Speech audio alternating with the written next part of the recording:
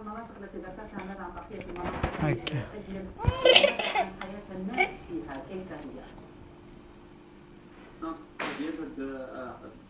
حياة الناس في هذه الفيروسات صعبة جدا. نعم. ارتكاز المجازر اليومية وخوف الناس من نعم. والمعصية هؤلاء صعبين جدا. نعم.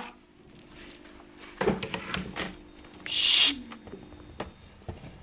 نعم.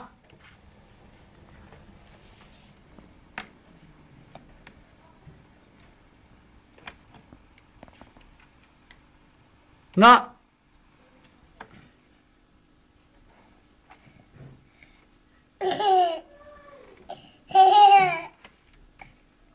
بكه بكه چاوا قرشكه چاوا قرشكه چاوا قرشكه چاوا قرشكه چاوا قرشكه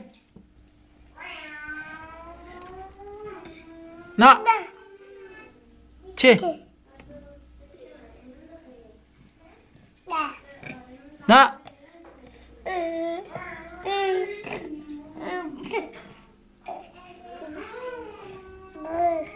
نه كان داي كان داي دشو وسكر وسافر تفكر واستكدا عفرم دراني تا باك بونا عفرم اشترى تا بيروستك تمام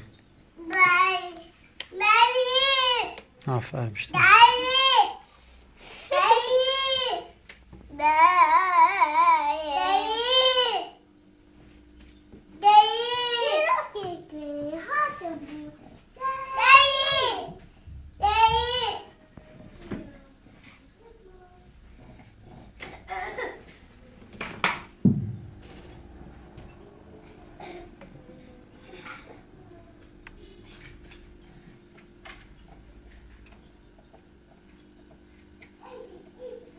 داي